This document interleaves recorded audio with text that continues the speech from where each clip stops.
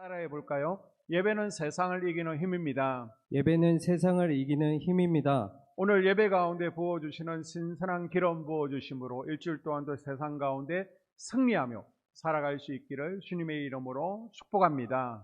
아멘. 아멘.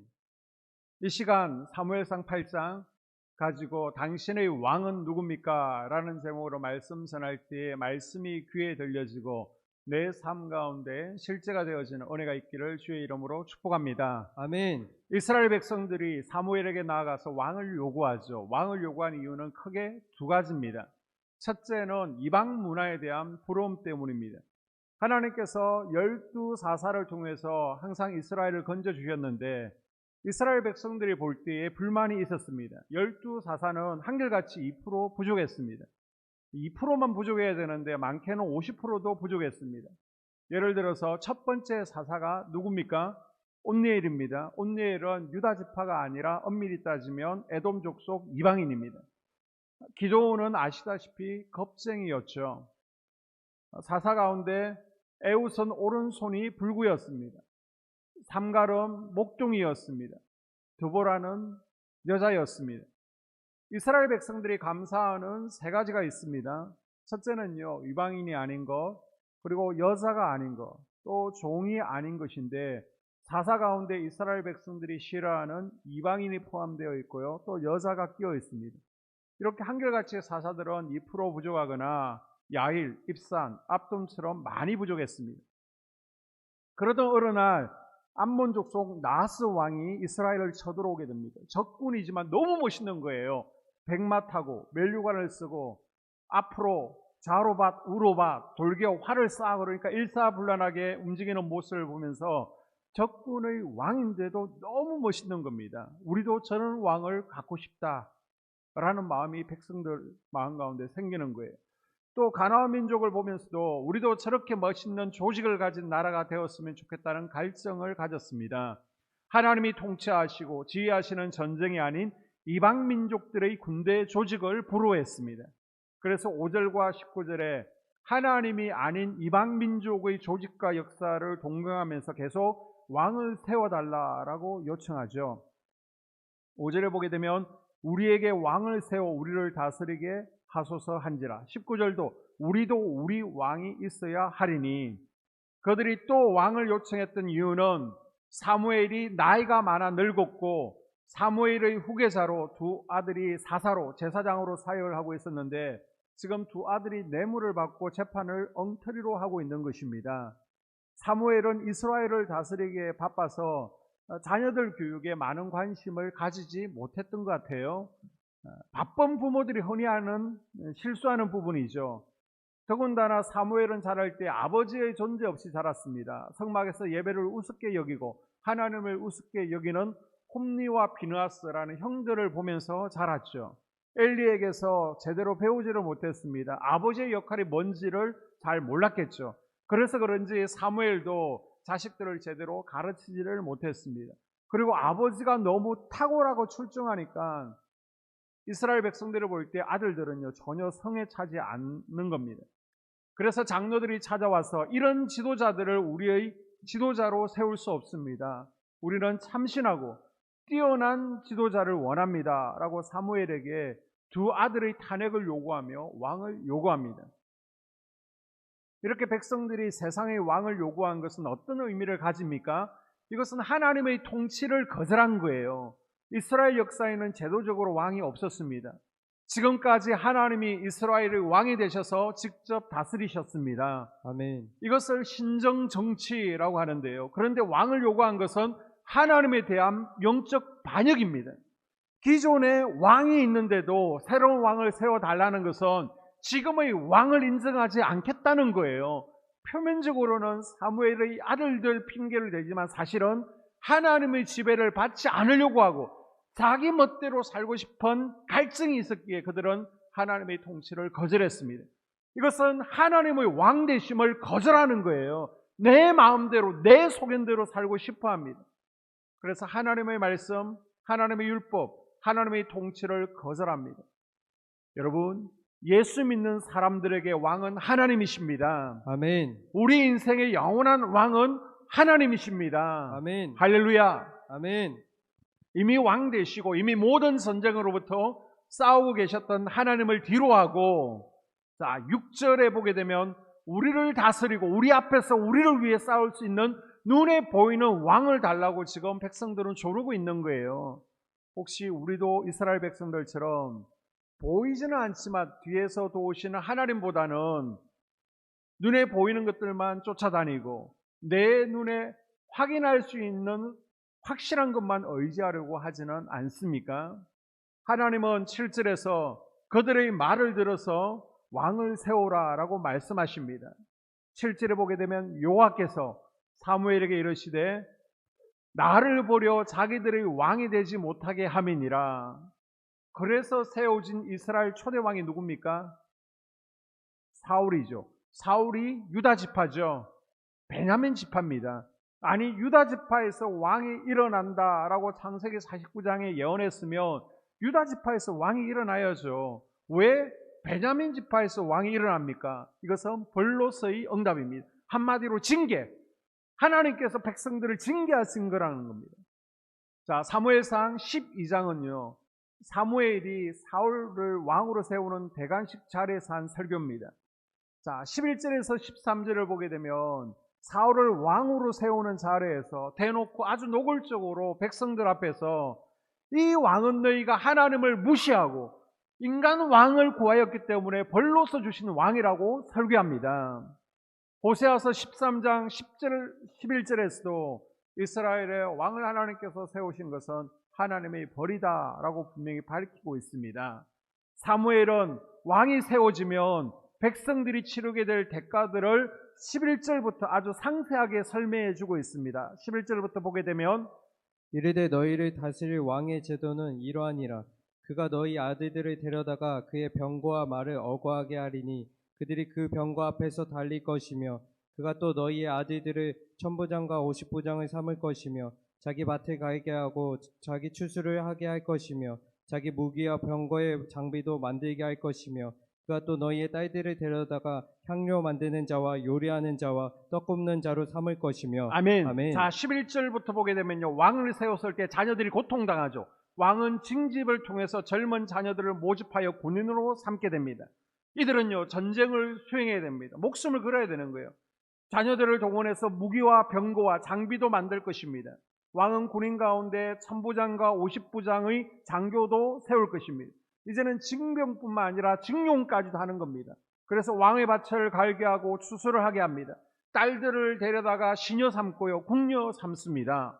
그리고 14절에서부터 17절까지 보게 되면 그가 또 너희의 밭과 포도원과 감람원에서 제일 좋은 것을 가져다가 자기의 신하들에게 줄 것이며 그가 또 너희의 곡식과 포도원 소산의 11조를 거두어 자기의 관리와 신하에게 줄 것이며 그가 또 너희의 노비와 가장 아름다운 소년과 나귀들을 끌어다가 자기 일을 시킬 것이며 너희의 양떼의 10분의 1을 거두어 가리니 너희가 그의 종이 될 것이라. 아멘. 아멘. 왕을 세웠을 때 자신들의 소유를 빼앗기게 되는 거예요. 백성들은 세금을 내서 군인들이 먹을 것을 이제 책임져야 됩니다.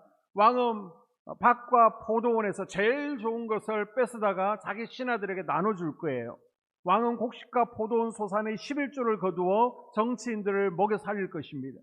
왕을 종처럼 되어 섬게 되는 겁니다. 가장 좋은 것을 하나님께 10% 바치고 왕에게도 10%의 세금을 바쳐야 되는 겁니다. 그래서 18절에 보게 되면 그날에 너희는 너희가 택한 왕으로 말미암아 부르짖 때 그날에 여호와께서 너희에게 응답하지 아니하시리라. 이제 왕을 섬기는 것이 너무 힘들어서 그제서야 후회하고 하나님께 부르짖어도 하나님께서 그 기도를 듣지 않으시겠다는 겁니다. 더 이상 하나님께서 백성들이 왕이 되시지 않겠다는 겁니다. 그동안 이스라엘은 하나님을 왕으로 모심으로 국방 문제, 경제 문제를 하나님께서 다 책임져 주셨습니다. 아멘. 그러나 이제는 납세 의무와 병력, 노역을 감당해야 되고 또 왕의 지배를 받아야 된다고 경고하지만 지금 백성들의 귀에는 그 소리가 들어오지를 않는 거예요. 그래도 좋다. 왕만 세워달라. 참 아이러니하죠. 이스라엘 백성들은 애굽에서 바로 왕 밑에 살면서 이게 아니구나. 우리에게 진정한 자유가 필요하구나. 왕이 싫어서 하나님께 간구해서 하나님께서 그들을 애굽에서 탈출하게 하시고 출애굽이라는 하나님의 은혜를 경험하게 했습니다. 아멘. 그런데 이제 와서 이스라엘 백성들이 뭐라는 거예요? 다시 그 옛날로 돌아가고 싶다는 겁니다. 바로 같은 대단한 왕이 필요하다는 거예요. 그 왕으로부터 벗어나게 해달라고 강구해 놓고서 이제 와서는 그 옛날이 그리우니 다시 왕을 세워달라라고 합니다.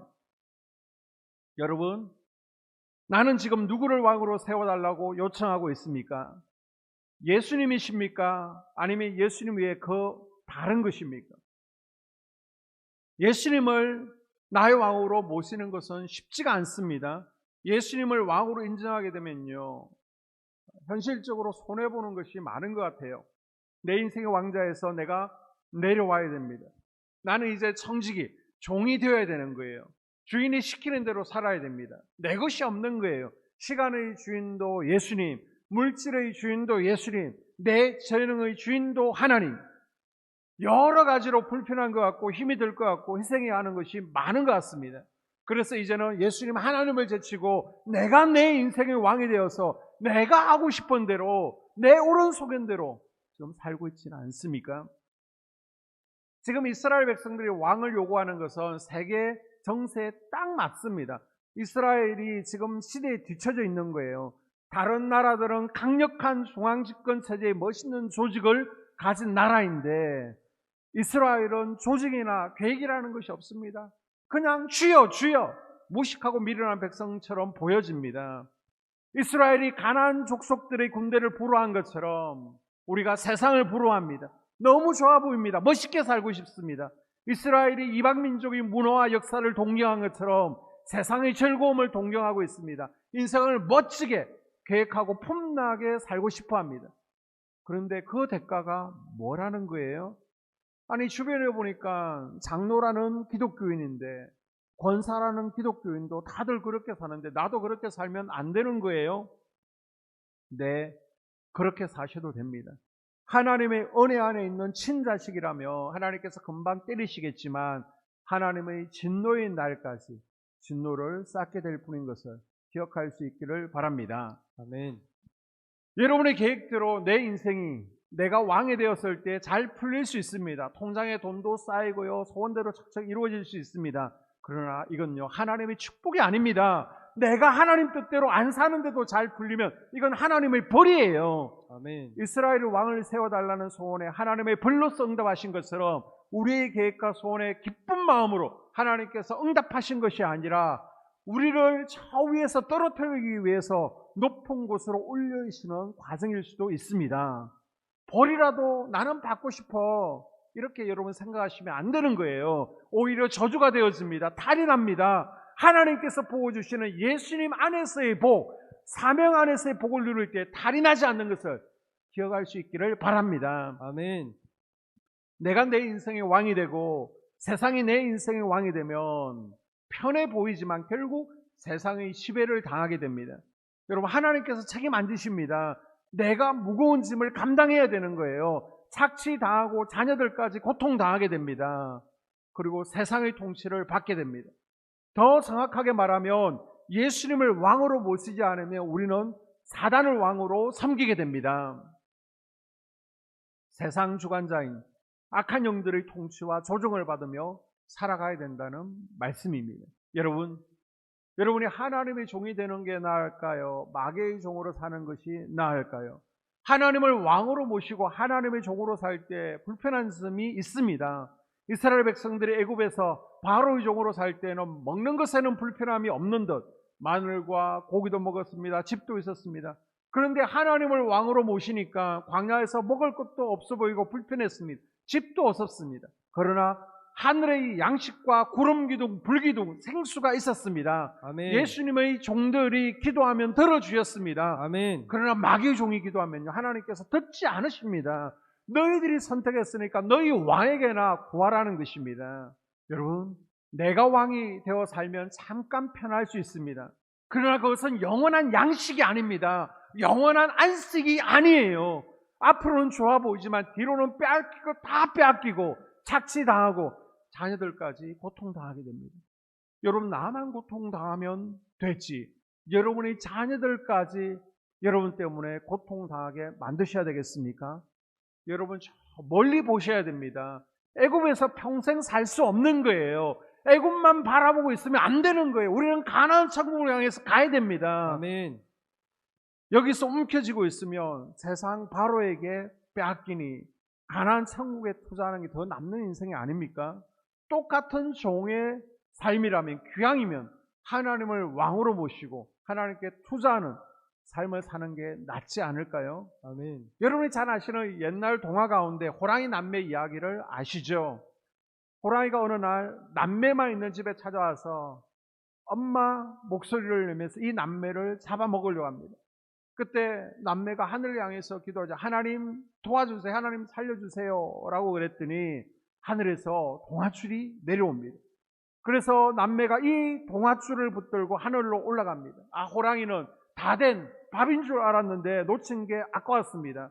그래서 이 호랑이도 하늘을 향해서 기도하죠. 그랬더니 하늘에서 또 동아줄이 내려온 거예요. 그래서 이 호랑이가 하늘에서 내려온 동아줄을 붙들고 올라갑니다. 그런데 남매가 붙던 밧줄은 끊어지지 않고요. 끝까지 올라가는데 이 호랑이가 붙던 줄은 앞불사 중간에 끊어져서 이 호랑이가 죽게 되었다는 겁니다. 둘 다 하늘로 올라갈 수 있는 줄 알았어요. 나쁜 호랑이한테도 줄이 생겼습니다. 그런데 하나는 진짜고 하나는 가짜, 썩은 줄이었습니다. 그게 진짜인지 가짜인지 신의 여부는요, 매달려 보아야 알 수 있는 거예요. 매달려 보아야 되는 겁니다. 여러분, 지금 우리가 사는 이 세상도요, 여기서 진리라고 저기서 진리라고 말합니다. 많은 줄들이 있습니다. 이게 진짜야 저게 진짜야. 그러니까 어떤 게 진짜인지 잘 몰라요. 어떻게 알 수 있습니까? 매달려 보면 알 수 있는 겁니다. 아멘. 이스라엘은 그동안 하나님이라는 줄을 지고 살았습니다. 그랬더니 애굽에서 구해 주셨고요, 광야에서 구름기둥, 불기둥으로 인도해 주시고, 아멘. 가나안 땅을 주시고, 아멘. 그들의 인생과 자손들을 번영케 해 주셨습니다. 아멘. 위기 때마다 사사들을 보내주셔서 구원해 주셨죠. 아멘. 하나님만 붙들고 있을 때, 하나님이라는 줄만 붙들고 있을 때는 그들이 어려움에 처하고 위험에 처해도 하나님이 여기까지 인도해 주셨습니다. 아멘. 그런데 이번에는요, 줄을 한번 바꿔보고 싶다는 거예요. 하나님이라는 줄 대신에 자기들이 뽑은 세상의 왕이라는 줄을 붙들고 싶다는 거예요. 왜요? 눈에 보이는 왕이 하나님보다 더 믿음직스러운 거예요. 그 줄이 더 굵고 튼튼해 보이는 겁니다. 자기들이 느끼는 세상의 왕이 하나님보다 자기들을 더 많이 크게 지켜주고 잘되게 해줄 거라는 생각이 드는 거예요. 자, 20절에 보게 되면 우리도 다른 나라들 같이 되어 우리의 왕이 우리를 다스리며 우리 앞에 나가서 우리의 싸움을 싸워야 할 것이니이다. 우리가 세운 왕이 우리를 대신해서 나가서 싸워주고 우리를 보호해 줄 수 있다고 믿기 시작했어요. 그동안 하나님이 자기들을 보호해주고 지켜준 그 줄 말고 새로운 줄을 붙잡고 싶다고 그 줄을 바꾸기 시작합니다. 보이지 않는 하나님이 보호하고 지켜주시는 것보다 눈에 보이는 왕이, 세상의 영웅이 자신들을 보호해주고 행복하게 해줄 거라고 믿었습니다. 여러분, 왜 예수님을 나의 왕으로 모셔야 됩니까? 왜 하나님이라는 줄을 붙들어야 됩니까?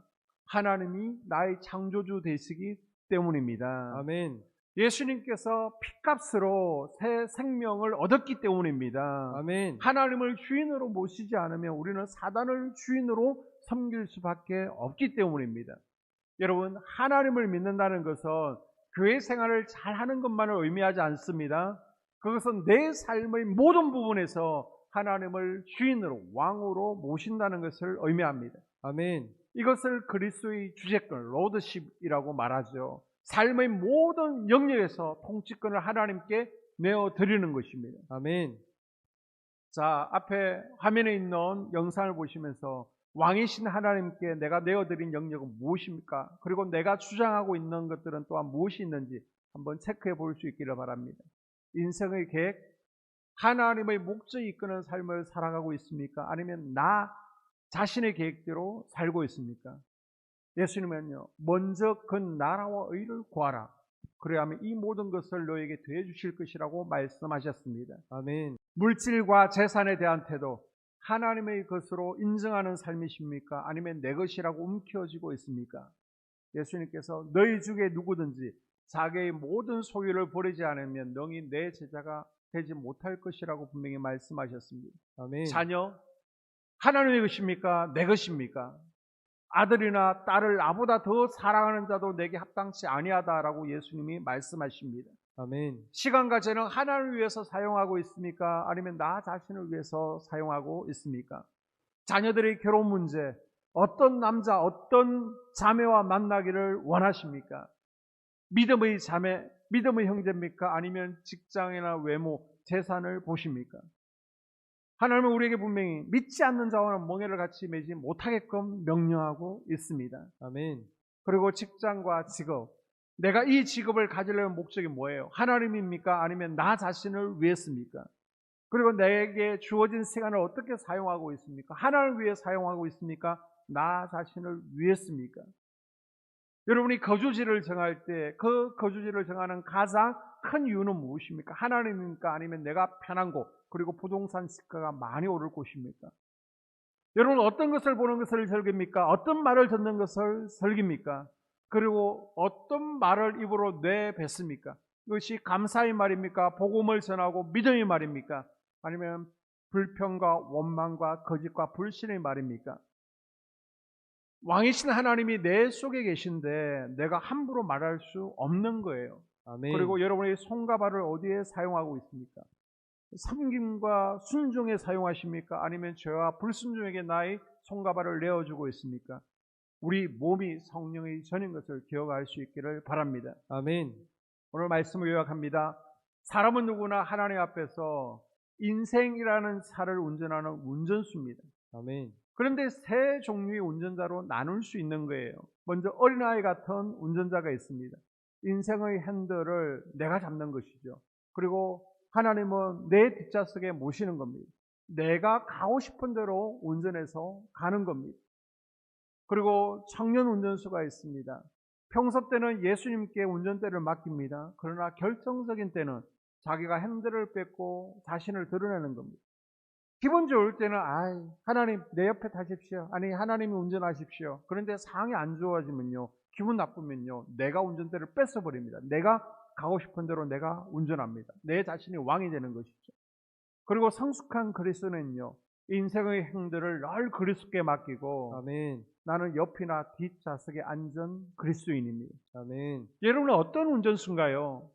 내가 왕이 되면 내가 다 해야 되는 거예요. 내가 운전하다 보면 사고가 납니다. 그러나 하나님이 왕이 되시면 모든 것을 하나님께서 책임져 주십니다. 아멘. 여러분 하나님 운전하시면 인생에 사고가 없는 거예요. 아멘. 하나님께서 안전을 책임져 주십니다. 아멘. 지금 내가 주장하고 있는 영역들, 이 영역들을 하나님께 내어드리고 또 왕으로 모시지 않겠습니까? 아멘. 인생의 계획, 물질, 가정, 자녀, 시간, 재능, 결혼, 직장 문제, 여가, 내가 말하는 것과 듣는 것, 보는 것, 그리고 생각하는 것과 모든 행동에 있어서 예수님께서 주인 되시고 또 하나님께서 다스리시고 결정하시도록 나를 내어드리지 않겠습니까? 아멘. 그분을 왕으로 모셔드리기로 결단하는 이 시간 될 수 있기를 주의 이름으로 축복합니다. 아멘.